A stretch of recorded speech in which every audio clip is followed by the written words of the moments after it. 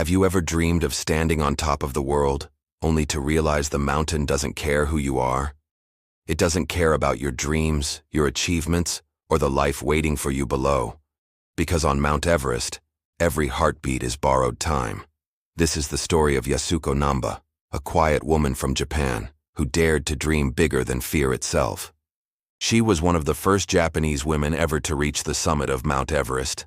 But when the mountain decided to take everything back, Yasuko's triumph turned into one of the most haunting tragedies ever witnessed above the clouds. On May 10, 1996, the day the mountain went mad, Yasuko stood on the summit at 8,148 meters. She smiled, raised her country's flag, and took what would become her final photograph. Within hours, that same woman, strong, determined, unstoppable, would be crawling through a blizzard, blinded, frozen, and forgotten on the South Pole. What happened in those few hours remains one of the most chilling mysteries in mountaineering history.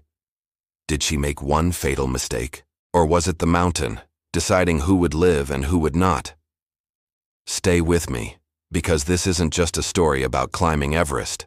It's about courage, obsession, and the invisible line between victory and death.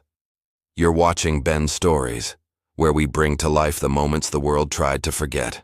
If you love true stories from the edge of human endurance, hit that subscribe button and join us. Because today, we climb with Yasuko Namba, one step closer to the sky and one breath away from never coming back. Yasuko Namba was not the kind of woman you'd notice in a crowd. At 47, she was quiet, reserved, the kind of person who spoke softly but carried a fire within that never seemed to go out. By day, she worked for FedEx in Tokyo, shuffling through the predictable rhythm of office life. But outside those glass towers, Yasuko was a mountaineer, a woman chasing the highest peaks on Earth one by one.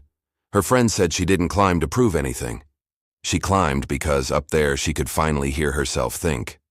By 1995, Yasuko had already conquered 6 of the 7 summits, the tallest mountains on each continent. Only one remained, Mount Everest. That final summit wasn't just another goal. It was her life's last great dream, the final line in her story of perseverance.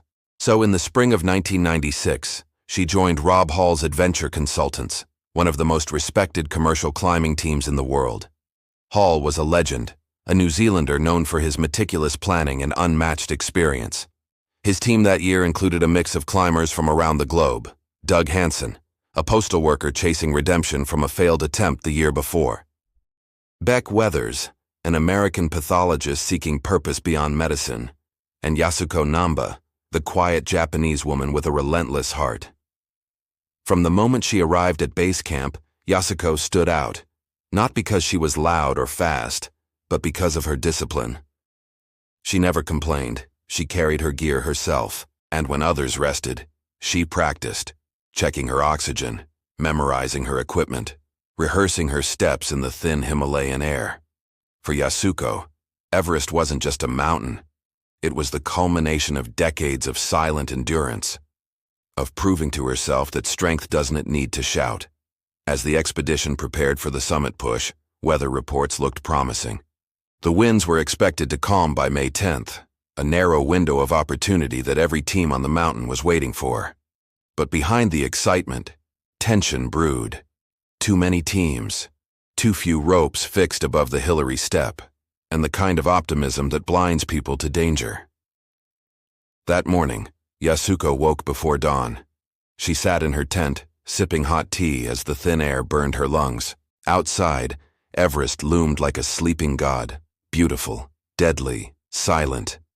When the time came to leave Camp 4, the death zone, 8,000 meters above sea level, she clipped into the fixed rope and began the final climb. Each step was agony. The air so thin, every breath felt like inhaling through a straw. But Yasuko climbed, slow, steady, deliberate, one of the last in the line of climbers moving toward the summit. As the sun rose, painting the sky in gold, she saw the shadow of Everest stretch across Tibet. She smiled. She was almost there. At 1 p.m., far later than planned, Yasuko Namba stepped onto the summit of Mount Everest. She raised the Japanese flag with trembling hands. She did it, the highest point on Earth. She didn't know that every minute she stayed up there was a minute borrowed from life itself. Because while Yasuko celebrated her triumph, the mountain was already shifting, and the storm was coming. The descent from the summit of Everest is where most dreams die. For Yasuko Namba and the others, reaching the top was only half the battle, the easy half. By the time Yasuko began her descent, it was already past 2 p.m. The golden light that had made the summit look heavenly now carried a darker hue, the warning glow of fading daylight. Rob Hall's radio crackled with messages of concern. His team was behind schedule. Some climbers were still above the Hillary step, struggling to get down. Oxygen levels were dropping. The wind was picking up. But Yasuko pressed on, carefully following the fixed rope down the icy ridge. Every step downward required as much strength and focus as the climb up. Her goggles were fogging, her fingers numb. The rope, her lifeline, swayed violently in the growing wind. And then it hit. A wall of white, the kind of blizzard that could erase the world in seconds. The sky collapsed into chaos. Snow blasted horizontally, stripping away all sense of direction. Visibility dropped to nothing. Climbers screamed over the wind. The mountain, once magnificent, had turned into a roaring void of ice and death. Somewhere on that ridge, Yasuko lost sight of her team. The wind howled so loud, it drowned out even her own thoughts. She crouched low, clinging to the rope, praying she was still on the right path. Hours passed. The sun disappeared. Night fell on Everest, black and merciless. Down below at Camp 4, radios hissed with static. Guides tried to contact Rob Hall, but his signal was faint. Others were missing. Hansen, Weathers, Fisher's entire team somewhere on the ridge. Up above, Yasuko's oxygen ran out. Her mask hissed empty. She tried switching bottles, but her fingers were too frozen to turn the valve. Each breath became a desperate gasp. Somewhere near the South Col, she stumbled into a group of lost climbers, including Beck Weathers and several others. Exhausted, blinded, and half-frozen, they collapsed together in the snow. They were close, just a few hundred meters from their tents. But in that storm, it might as well have been miles. Beck later recalled that moment. He said Yasuko barely spoke. She just sat there, clutching her flag, her face covered in frost. She looked so peaceful, he said later, as if she was resting. But she wasn't resting, she was slipping away. The storm raged through the night. Wind speeds hit 100 miles per hour. Temperatures plunged below 40 degrees C. At dawn, Sherpas from another team found them, frozen together, buried in drifted snow. Miraculously, Beck Weathers was still alive, his face unrecognizable, his hands blackened by frostbite. But Yasuko Namba was motionless. Her face, still visible beneath the ice, carried the faintest trace of a smile, as if in her final moments, she saw something the rest of us could never understand. The rescuers marked the site with an ice axe. They couldn't carry her down. The weather was too fierce, the climb too dangerous. And so, Yasuko Namba, the quiet woman who once stood atop the world, was left on the mountain she had loved more than anything else. But the storm wasn't done. Because in the chaos that followed, no one yet realized that this blizzard would become the deadliest day in Everest's history. By dawn on May 11, 1996, Everest looked like a battlefield. The wind had carved ridges into the snow, burying gear, tents, and climbers alike. From Camp 4, survivors began to crawl out of their shelters, faces burned raw by the cold, eyes red with disbelief. The radios were alive with confusion. Some climbers had made it down, others hadn't. Rob Hall was still high above the south summit, refusing to leave a dying client, Doug Hansen. Scott Fisher, the American expedition leader, was missing somewhere near the balcony. And then, Yasuko Namba's name. No one knew for sure if she was alive.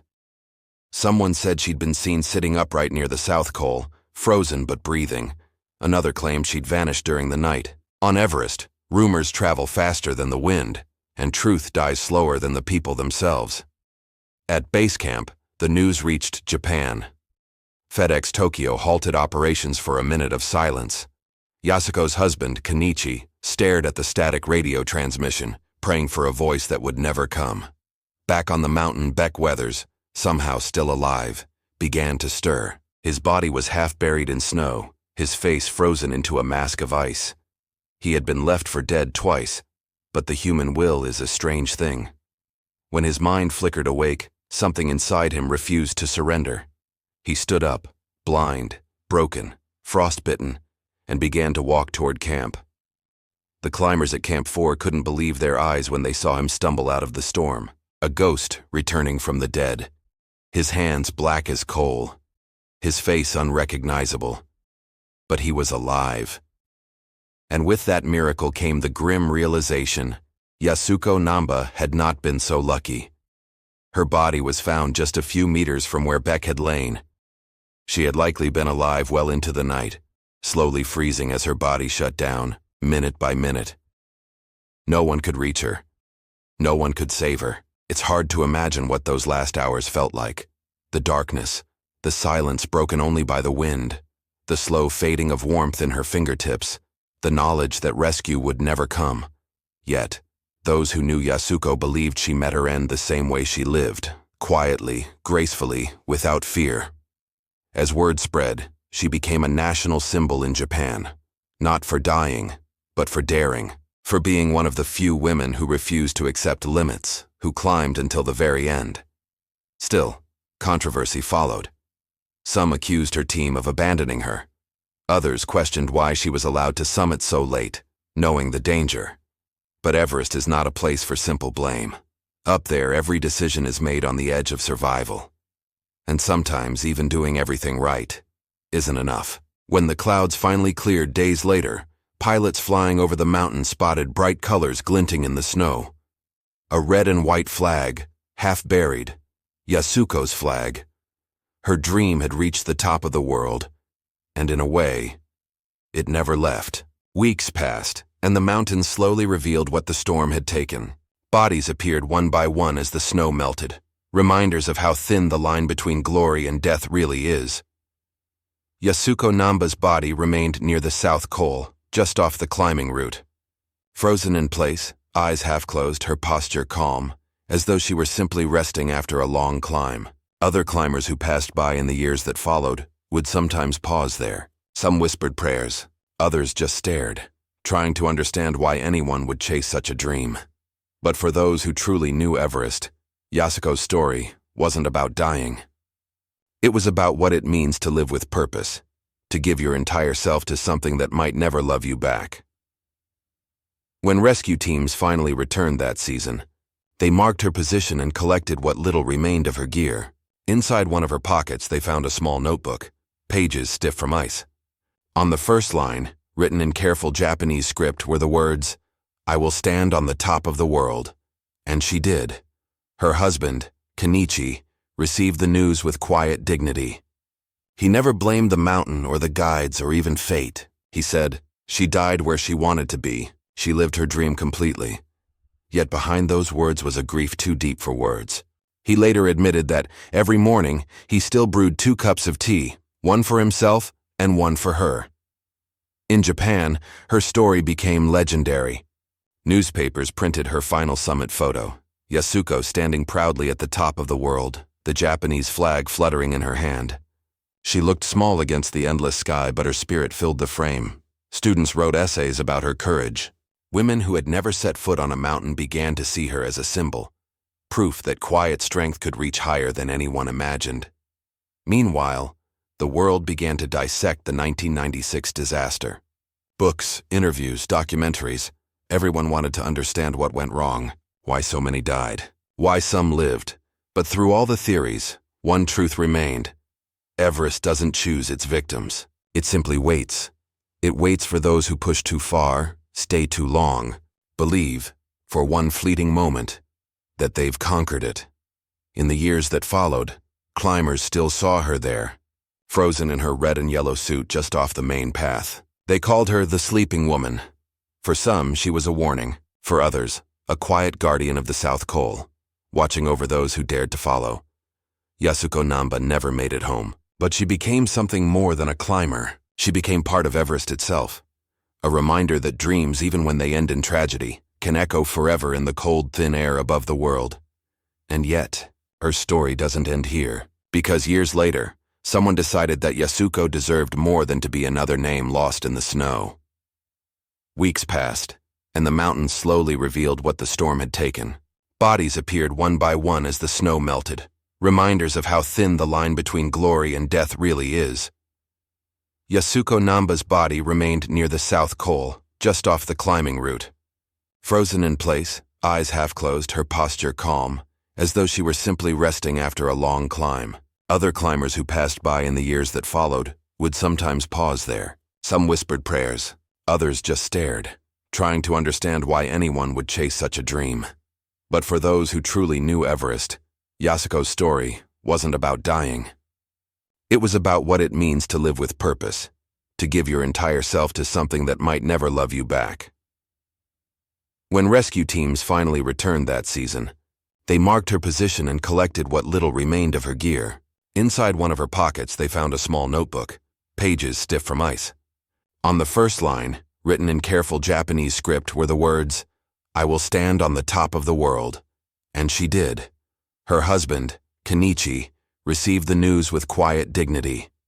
He never blamed the mountain or the guides or even fate. He said, "She died where she wanted to be. She lived her dream completely." Yet behind those words was a grief too deep for words.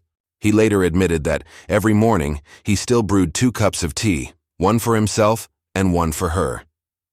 In Japan, her story became legendary. Newspapers printed her final summit photo, Yasuko standing proudly at the top of the world, the Japanese flag fluttering in her hand. She looked small against the endless sky, but her spirit filled the frame. Students wrote essays about her courage. Women who had never set foot on a mountain began to see her as a symbol, proof that quiet strength could reach higher than anyone imagined. Meanwhile, the world began to dissect the 1996 disaster. Books, interviews, documentaries, everyone wanted to understand what went wrong, why so many died, why some lived.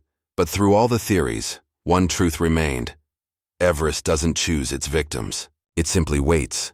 It waits for those who push too far, stay too long, believe, for one fleeting moment, that they've conquered it. In the years that followed, climbers still saw her there, frozen in her red and yellow suit just off the main path. They called her the Sleeping Woman. For some, she was a warning. For others, a quiet guardian of the South Col, watching over those who dared to follow. Yasuko Namba never made it home, but she became something more than a climber. She became part of Everest itself, a reminder that dreams, even when they end in tragedy, can echo forever in the cold, thin air above the world. And yet, her story doesn't end here, because years later someone decided that Yasuko deserved more than to be another name lost in the snow. In 1997, a Japanese recovery team returned to Everest, not for glory, not for record, but for love. Among them was Yasuko's husband, Kenichi Namba. He had made a quiet promise to himself, "I will bring her home." It took months of preparation, permissions, and prayer. Everest does not easily release what it takes. But in early May, when the weather opened for a brief window, Kenichi and a small group of Sherpas ascended to the South Col. They reached the spot marked a year earlier, and there she was. Still sitting, still serene, still facing the mountain she had loved more than life itself. Kenichi knelt beside her. He didn't speak. He just reached out a trembling hand and brushed the frost from her shoulder. It was as if time itself had frozen with her, the storm, the struggle, the dream. They wrapped her gently in a Japanese flag, and for a brief moment even the mountains seemed to grow quiet. Then, as the sun dipped behind the ridges, they began their slow descent, carrying Yasuko's remains back toward base camp, step by step, as though retracing her final climb in reverse. When they finally reached Kathmandu, Kenichi said something that stayed with everyone who heard it. "She stood on the top of the world. Now she rests in peace. The mountain gave her what she wanted, and I've come to take her home." Her ashes were returned to Japan later that year. Thousands attended her memorial. Mountaineers, office workers, young women who saw in Yasuko a reflection of quiet power. Not the kind of power that conquers, but the kind that endures. Her portrait still hangs in the Japan Alpine Club, A simple photo. Her smiling beneath a bright red beanie, eyes alight with the spark of someone who dared to chase the sky. Even now, nearly 3 decades later, her story still moves those who climb. When the wind howls across the South Pole, some Sherpas say they can still feel her presence. Gentle, calm, watching. Because in a way, Yasuko Namba never really left Everest. Her spirit became part of the mountain's breath, whispering to every climber who dares to go higher. The summit is not where you stand. It's what you carry within.